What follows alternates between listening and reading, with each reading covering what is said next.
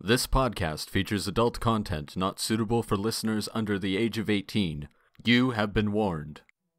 Previously on Back to the Story.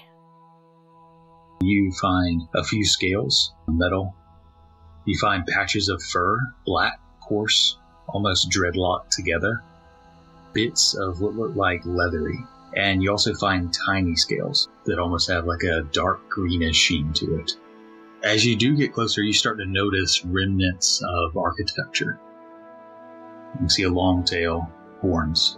You can see matted black fur, body scarred from claws, a black mane of dreadlocked fur, and a long beard for this creature as it's laid on the side. The leathery wings, asunder, clawed, unmoving. So, as you're taking this all in, you begin to move forth to go towards the body of the Valgrith. You can now, as you get closer, you can all see the familiar serpentine scaled, dark greenish tail, the leathered wings that are vaguely dark crimson, the mane of black fur, the horns, the goat face, the long beard of black, clawed to hell, burnt, bitten, bloodied and dead. And as you're stepping forth, you get a few feet forward, and you hear a above here as a few tiles from the ceiling, thin stone or clay, fall to it, shattering upon the ground at your feet of stone. You hear above you as the footsteps of something heavy moving forward, walking along the ceiling above you. I'm going to quietly finish moving over to the Valgrith. Okay. And look at the chest and see how intact the chest is. You look at the chest and see it's torn to bits, but it otherwise looks intact, so to speak. It's wounded to hell.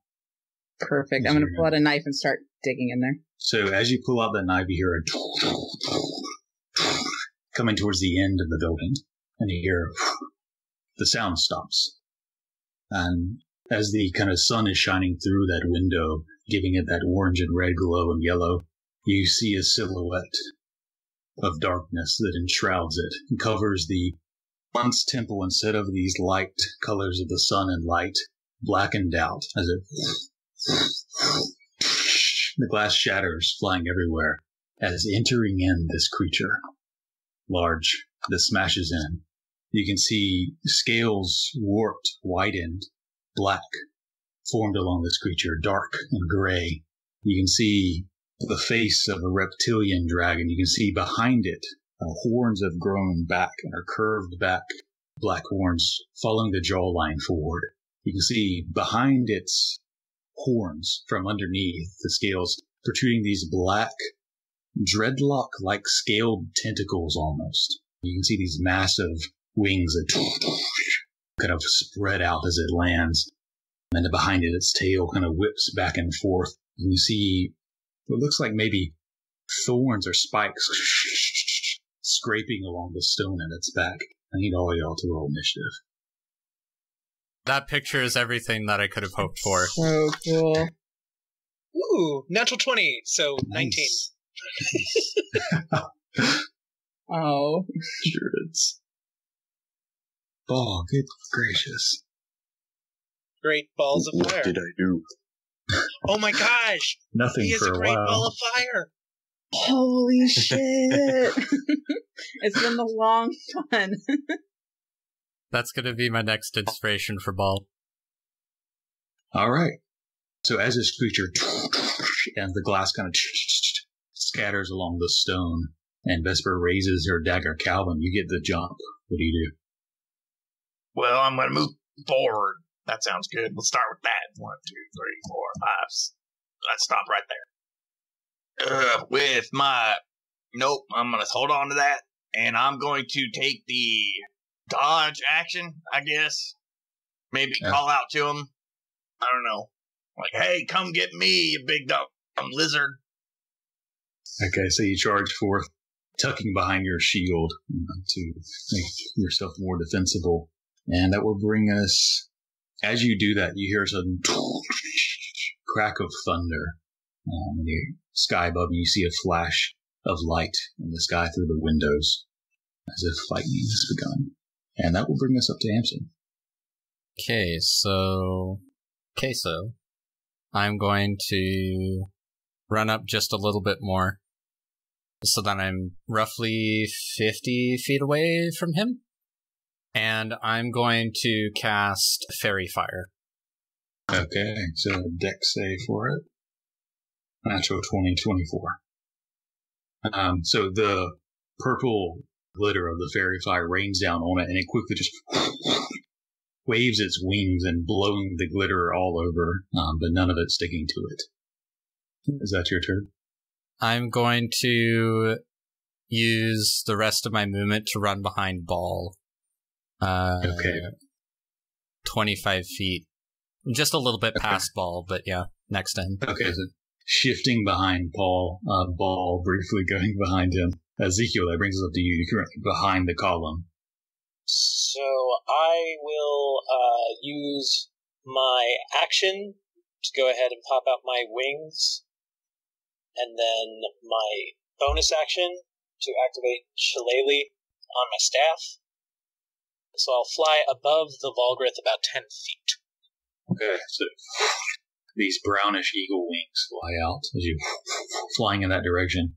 As your weapon, thorns and knots grow upon it as you flying 10 feet above the Valgrith that is currently dead. And that will bring us up to Ellery.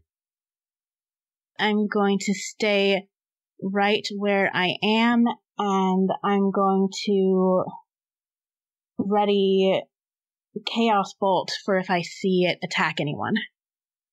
Okay, so you conjure up this sphere of energy, this pulsing in various changing colors and energies and viscosities. And as that happens, Vesper, you're standing at the base of the corpse of the Valgrith, dagger in hand, as Calvin moves forth. Ezekiel flies above. What do you do? So are the dragon's eyes glowing green yet? Yeah, they're glowing green. Oh, no. You see this sick green energy coming out from you. You see several scars upon the body, but like they're mostly healed. Okay, I'm going to waste my turn this time. I'm going to hold out my hand, and I'm going to speak to it in Draconic, and just say, Orsissus, it's us. It's the Scales. It's Calvin and Vesper. Remember, we healed you. And just hope that it... He kind of takes one step forward, clawing his claws upon the stone, leaving marks like a bull, searching for its target. And then I'm just going to keep carving into the Valgrith to try and so get you that just part. started. Yeah. Okay. Give me a survival check. How fast are you going to do this? Oh, 19. Okay, so you start cutting through the hide. It's a pretty thick hide, but you align yourself with some of the previous wounds and begin to cut it open. You're running into ribs now, but you still have a little bit further to get to it. Do I have any bonus actions or anything? I'd say that would be your action, but you could still do a bonus action and move. Okay. I'm gonna bonus action to cast my spiritual weapon next to it, but I'm not gonna attack yet. Okay. Is it the bow? Yes. Okay, so a ethereal bow appears next to it, and that will bring us on the ball. I'll look to, I guess, seeing these bright green glowing eyes, I'll, as I'm walking past, ultimately I'm going to end up using my action to move, and I should be able to end up here. And as I walk past to Vesper, and like as I'm walking past, I'm basically pulling out my sword, and to Vesper I say, those green eyes, there's no hope. And then I'm going to square up with this corrupted Orsissus, and my turn. Okay. Well, guess we forgot to put the monster on the initiative, so it goes now. so moving forward, Ball, saying that to Vesper as you get up to the creature. It is going to go. And first it is going to move up. Stepping up to right there, and is going to let out this thunderous, loud roar that shakes the walls. The glass on the bottom kind of shakes a bit, vibrating with the sound as you hear thunder outside of the rain continuing to on the top of the temple. I need Ball, Calvin, Vesper, and Ezekiel to all make Constitution saving throws as the loud noise thunders into your form.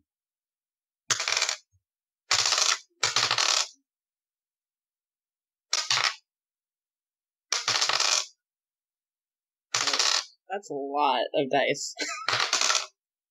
Yeah, it doesn't sound fun. Okay. Ball, you take 28 points of thunder damage. Ezekiel, 28. Vesper, 14. I will use my reaction to cast Absorb Elements. Okay. So I'll take half that. Okay. So it shakes the forms of those around you. How much damage was it again? 28? 28. Okay, thanks. So down to 14. And Calvin is 28 as well. And Vesper is... Vesper 14. So, this loud noise that roars out in all directions. And everyone besides Vesper failed. So Ball, 10 feet. And Calvin, 10 feet. Ezekiel, 5, 10 feet.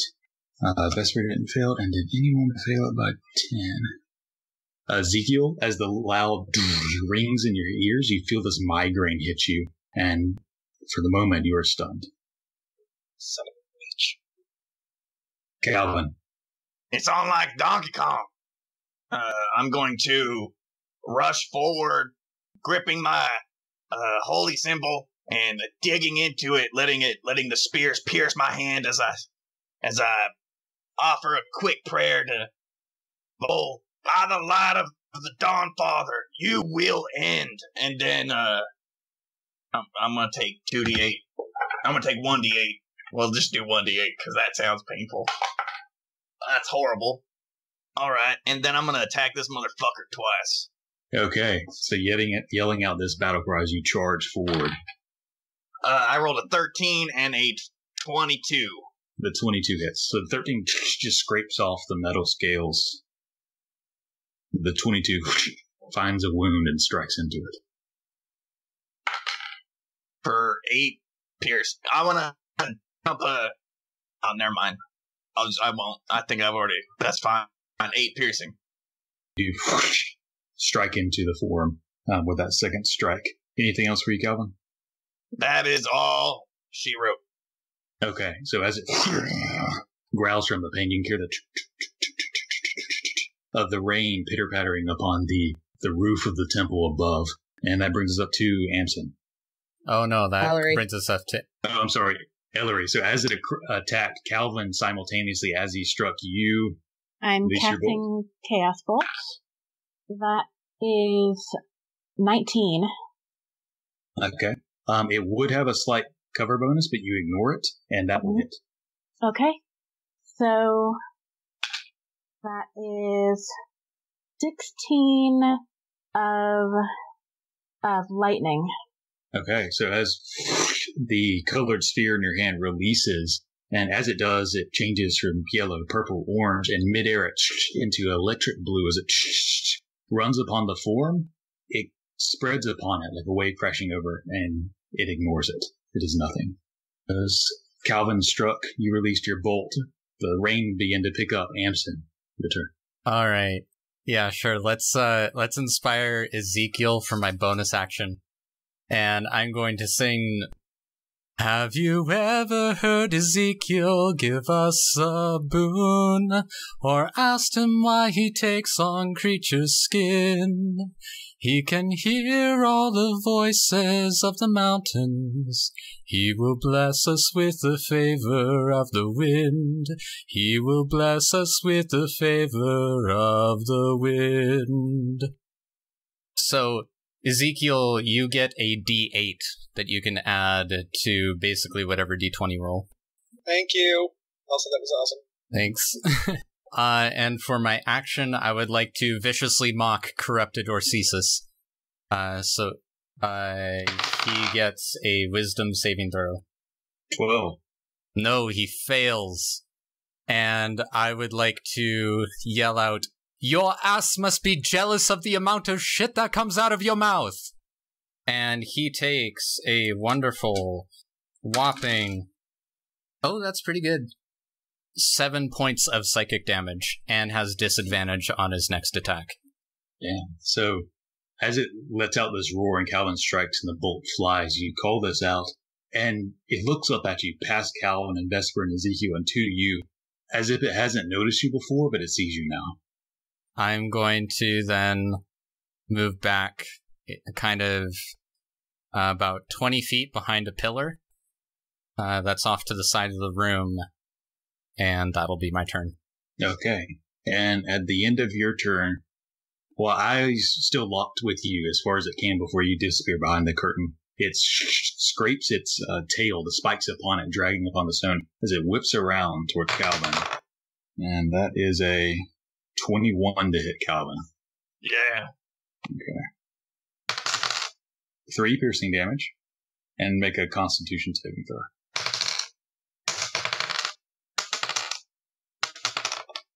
12.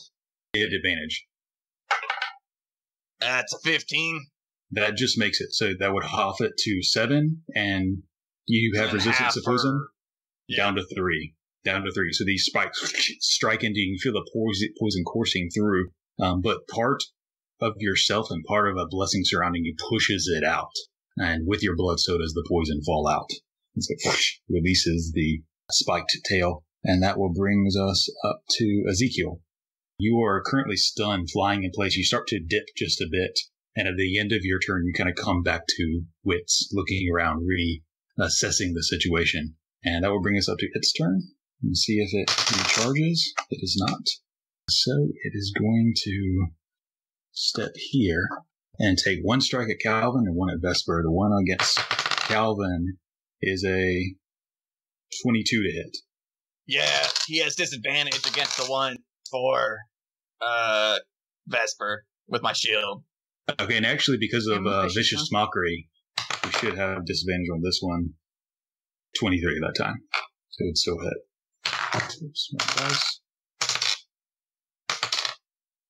15 slashing damage as it strikes across you, Calvin. I'm down. As Calvin turns spiraling, the spear beginning to slip from his grip. Relentless endurance, yeah. Okay, and just something in your orcish blood, some fury and anger pushes forth and you grip upon before you fall to the ground, using your shield to push you back up to your feet. As it's ignored you and is now going for Vesper. Surprise now. Rolls, instead of a natural 19, rolls a 13. No, just misses. Okay. So as Calvin stands up, not even looking at you, assuming you're already down, the claws raking towards Vesper, and you suddenly impose the shield upon it, scraping the claw away from her as it into the stone at its feet. And that will bring us back up to Ellery. Okay, so I am going to cast Scorching Ray this time. Okay. And I'm going to go ahead and use Tides of Chaos to get advantage on the roll. Wonderful. Good thing I did. So that is 24 to hit. First one hits. Second one is Dirty 20. Hits. Third is 13. 13 misses. But the first 2, 3 flaming bolts head towards it. The first 2 strike into it as the last kind of goes over, slamming into the wall behind it. So flames will roll over its body, healing. 15. Nice. As the flames roll over its body, burning into the scales. You can see some of that weird scaled dreadlock kind of burn up around its head. And any movement for you or anything else for you, Ellery? And it looks like I get a surge. Okay, go ahead and roll a 1d100. So this should be fun. We'll check how far away from you are. That is 97. Okay, a 97. Let's see. You are surrounded. Okay. So as this is happening and the flames are roaring out, you hear this faint music. You hear this sort of classical music beginning to build with the storm and the flames that you just released. You're surrounded by music for the next minute. And Ellery, anything else for you? When I hear the music, remembering that was the first time my sorcery manifested, it manifested in the same way. And my mouth just kind of drops open. Roll another and I don't D100. move. Another? Yep, roll another. Okay. 25. Okay.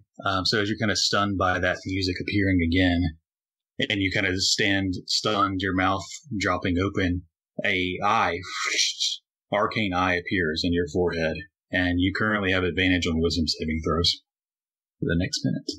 Okay. All right. And that will bring us up to Vesper, as you see Calvin in his last moment almost going down, shielding you from the strike, but standing up, heavily wounded. Yeah. What would you like to do? No one's allowed to get poisoned because I'm about to use my last second level spell slot. I'm going to cast Cure Wounds at second level on Calvin. So that does garbage on the first D8. Better on the second. Fucking math under pressure. 16. Okay, so Calvin, on your last leg, the wounds heal up. As you stand forth, Vesper, bonus move it. Bonus action to bring the, to attack with the spiritual weapon. That's it's a 13. Misses. Strikes upon the scales. I'm in melee with this thing, so I'm gonna stay put. Okay. And that will bring us up to you, Ball. Okay, oh, I should have sent this to you in a sec. You know what, maybe I'll just, okay, anyway, I turn the corner. I'm gonna kind of assess situations, see Calvin coming back up. I'm gonna run at him, kind of like yell as I do so and swing down at him, and try to attack. Okay. Swinging down your blade. 13? That will miss. The sword slams across the scales, scraping upon it, but unable to puncture the thick hide of the creature. All right. Well, boo. That's all I can do. Okay. That's the end of my turn. And that will bring us back up to Calvin. Well, crap happy. We're just gonna attack the shit out of them and see what happens. Okay. That doesn't hit. Neither does that. So, awesome possum. Okay, so they're striking forth twice. Not able to push through the thick scales. Heavy armor. I'm spent. Okay. So that is Calvin. We'll hear the rain beginning to pick up now, as the sky outside, as the sun is still beginning to fade. It's becoming darker from the storm outside, and that will bring us up to Amson. All right. I'm going to run up about 15 feet closer. Is Calvin still looking kind of bad? Hell to the yeah. All right. I'm going to use a 3rd level healing word. So that's really good. 13 points of healing for Calvin. That's my bonus action. For my action, yeah, might as well. Just barely out of close range, so I'll roll at disadvantage for a hand crossbow attack. Okay. It'll have some cover, but you'll be able to make the strike. That's only a 14. Okay. The bullet, you weave it in between Vesper and Ezekiel, but it just kind of hits it and deflects off, shattering the bolt. Yeah, I think I'll stay right there, kind of next to this pillar. Okay. And that'll be my turn. Okay, Amson. At the end of your turn, Amson, it is going to go ahead and whip its tail around towards, let's see what it says, towards Vesper. Disadvantage. Okay. 13 to hit again. Nope. Okay. Again, it wings this heavy tail around. You can see the green, noxious poison dripping off the thorns on its tail that have sprouted out They weren't there before. Sling towards you, Calvin, again. Calvin, you can feel the impact of the thorns, the spikes on the tail into your shield, and you know it's dented on the other side. But you stop the attack from hitting Vesper, and that is going to bring us up to Ezekiel. Okay, I am going to move here, flying around the other side of it. With my bonus action, I will cast Divine Favor on myself. So my shillelagh starts radiating a bit of radiant light, and then I will try and smack him. Okay, 19. shaking yourself loose of the thunder, flying over, glowing, thorned weapon as you strike it down. That does it. All right, so that is just the regular. So that's 10 bludgeoning. I will dump a first level smite. So that's 10 radiant plus 5 radiant because I have my wings out, and another d4. So 10 bludgeoning and 16 radiant damage. Okay, so as this magical weapon, enshrouded by divine energy, slams into it, partially the weapon itself, the thorns and knots upon it, are able to penetrate the scales, and the divine energy just shatters it. You can see it burns off some of the nasty blood and poison that's kind of coursing over the scales, burning it away, pulling it back, searing, bubbling, and boiling the scales. And that's my turn. Can I ask a sad question? Do we see the steel scale that we made on him? Ball and Calvin can see it pretty easy, and you can see it glinting over there on that side of his form. Okay. And that will bring us up to him. Going to see if he recharges his thing. He doesn't. So, getting that nasty hit from Ezekiel, he is going to do both strikes towards you. 19 dead. Yeah. 10 slashing damage as it rakes his claw across you. Okay. And the second one is a 16 dead. Misses. Okay, so the first claws across you, kind of pushes you back a bit. He then goes for a bite and snaps in your direction. You use your wings to do a quick whoosh, flying just over it as it you hear the snap below your feet. And that will bring us up to Ellery.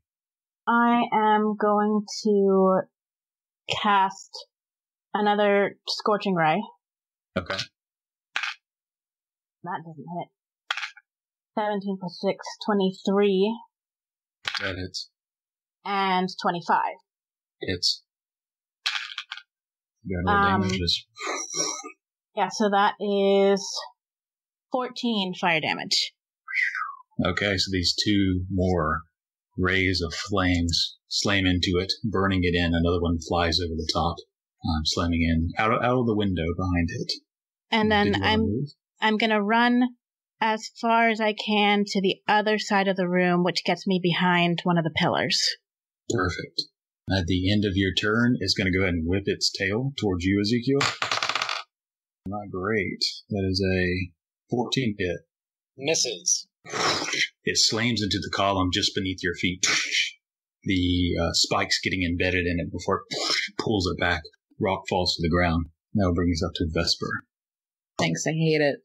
I'm gonna put first bonus action to attack with the spiritual weapon, which is a natural 19, so 25. Hits. For 6 force damage. Okay. The bow strikes out at glowing light towards the tail. I think I'm going to toll the dead with my action.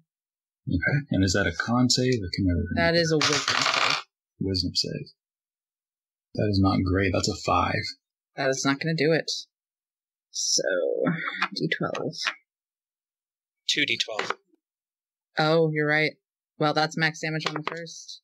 And min on the second, so 13 necrotic. 13. As the wounds upon it just spread, opening. Some of the scales themselves actually split open and a few fall off, or parts of them. How much did you say? 14? 13. 13 damage as it rots on that one side. I'm just a tear. Okay. And if you're staying there, that will bring us up the ball. Sorry, a little catastrophe going on. I am going to try to swing at him again. Go for it. And before I do with my bonus action, I'd like to kind of burst into flames as I do so. Okay. So as you enveloped your form in flames, the second time you've all seen this, as the entire area is enveloped in this white holy flame. I don't think that's going to hit it. Kind of scrapes down its back. Not able to penetrate. And that'll be the end of my turn. Okay, that will bring us up to Calvin. I am gonna hit him twice. For reals, the first time is 17. That will just miss. Fuck! Almost get stuck in the scales as you pull it back out. I got a good feeling about this one. I'm gonna shout out judgment. It doesn't hit. Fuck me. I quit. Okay. So you shout out as the flames envelop the spear, striking forward. The flames kind of burn into the chest, but it kind of flex the muscles of it, pushes your weapon back out. And you'll begin to hear thunder and lightning above you as the storm moves on. That brings us on to Amson. Alrighty. So I'm going to move just a little bit to the right, and then I'm going to try Fairy Fire again on it. So it needs to do a Dexterity saving throw. 23. Stop doing that. As again, the glittery dust appears behind it as it just briefly flying into the air about 3 feet before crashing back down. All right. How is Calvin doing? I'm not bloodied anymore. How about Mr. Dragon? He's definitely seen better days. He's looking pretty rough. Okay. Is this Klouse pretty rough, or is this George pretty rough, or we actually didn't do anything? But we feel really confident. It already had some wounds. The wounds are opened up. There is a significant amount of blood on the ground. It is hurting, and it's beginning to look panicked. Okay. So I'm going to, just because it's so tempting, I'm going to inspire Ball. As Ball bursts into flames, I am going to sing, "You shake my nerves and you rattle my brain. These kind of spells will drive a man to pain. You've got the power, you're in the hour.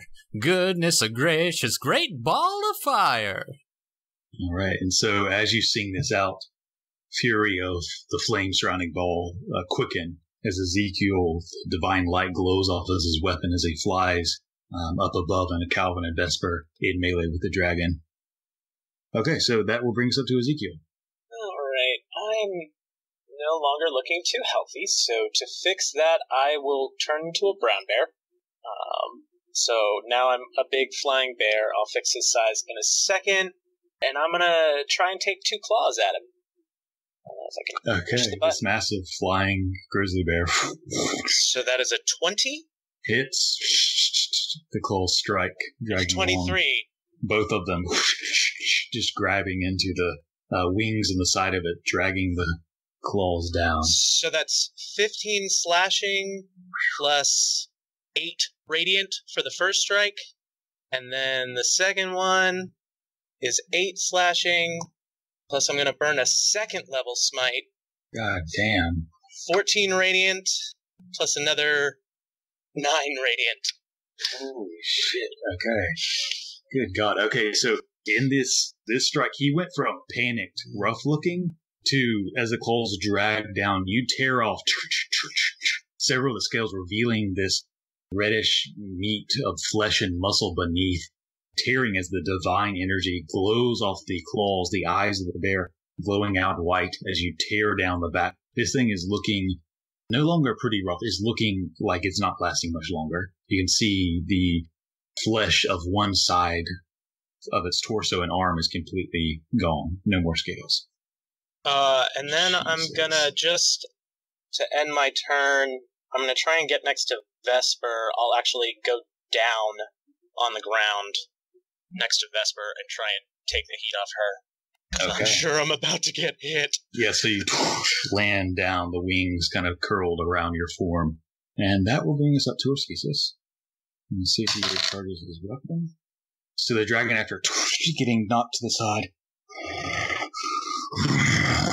lets out this monstrous, thunderous roar. Once again, Ball, Calvin, Vesper, and Ezekiel in bear form make Constitution saving throws. It's not terrible.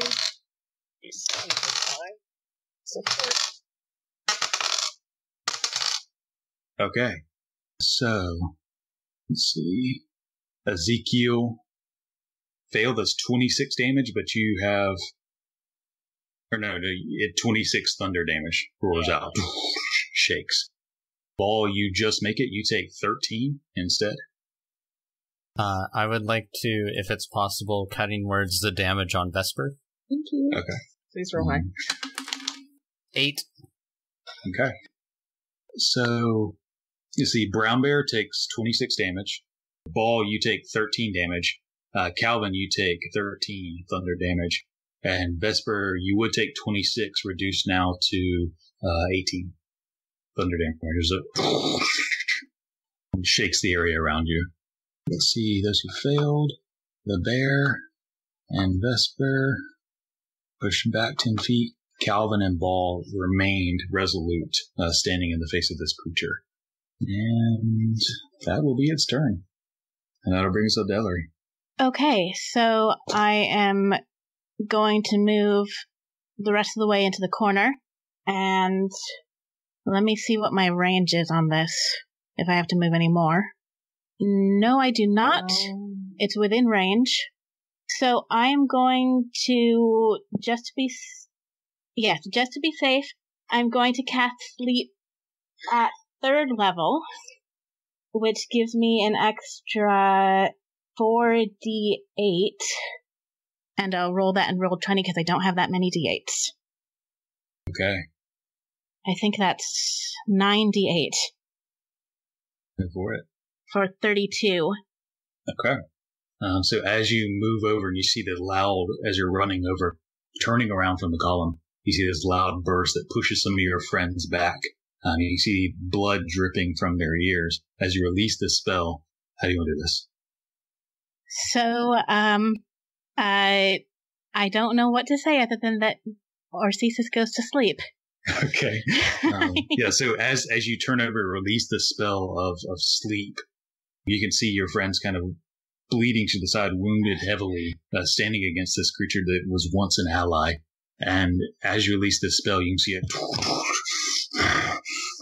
it turning towards Ezekiel, taking a step, one more, falling down to its elbow on the right side, and then finally falling to its complete side, neck elongated onto the floor. You can see the blood still dripping from all of the wounds, and you can see the scale facing the ceiling, the steel scale that Calvin, you pounded in to its body. It's breathing, but it's not moving. Can we still try to feed him the heart? I don't know. I maybe. think we're past that. Then we've got to cut his out, and someone's got to eat it. I think we gotta kill him first. Who's going to do it? I'll look to Calvin and Ball.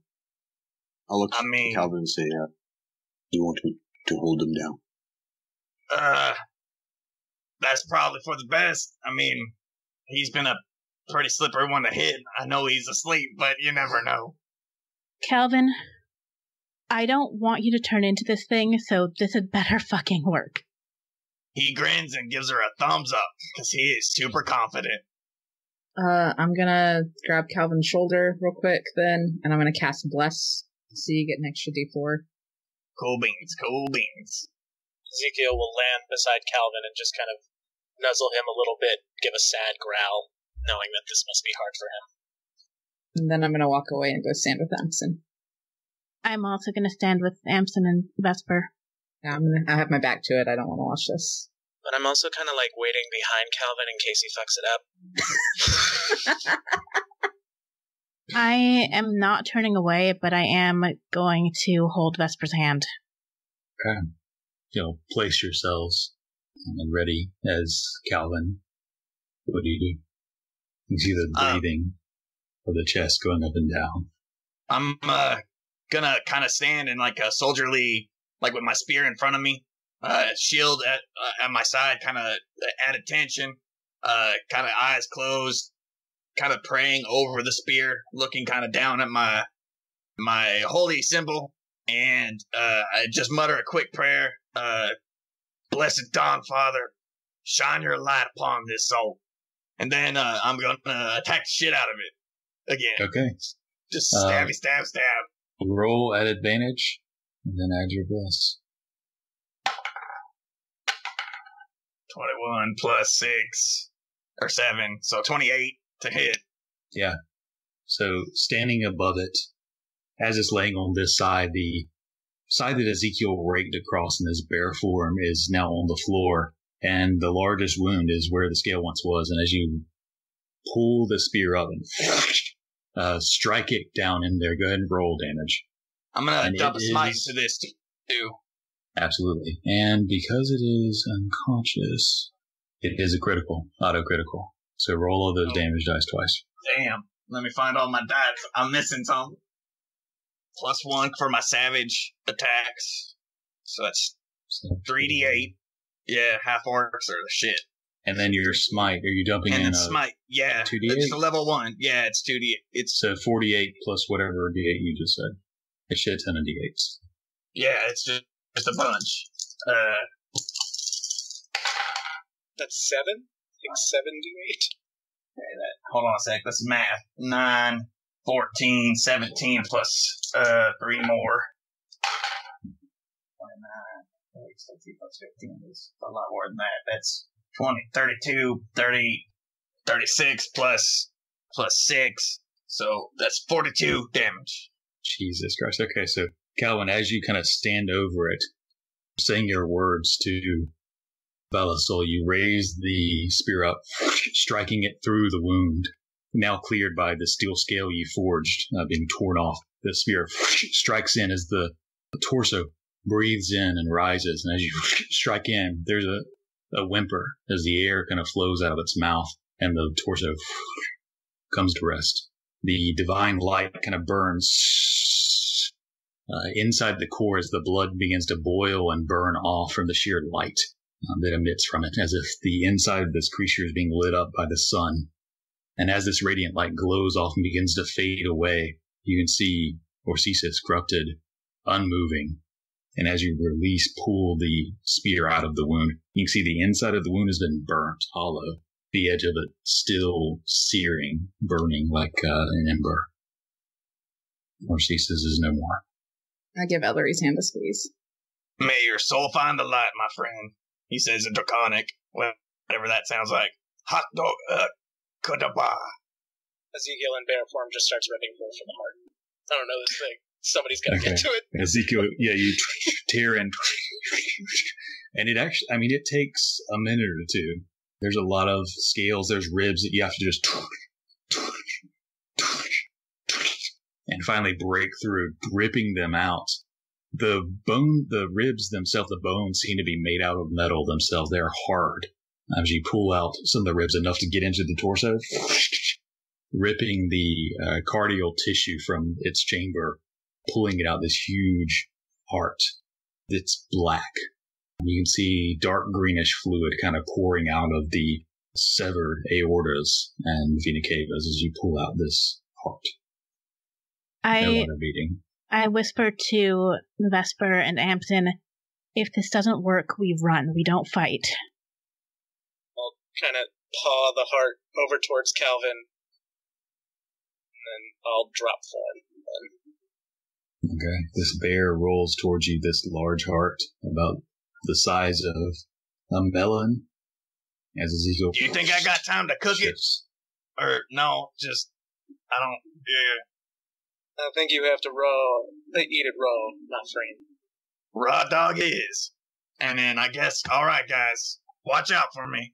And then just kind of picks it up and hesitates for a minute and just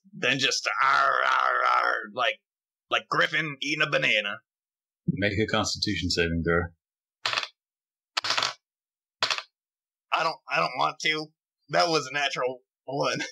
You take 13 points of poison damage. You get through, and you can feel this pain in your mouth as it goes down to your throat. And you get through about a third of it, but the poison kind of rushes through your veins. You can see Calvin, the veins on his neck darken. You can see his eyes kind of gloss over.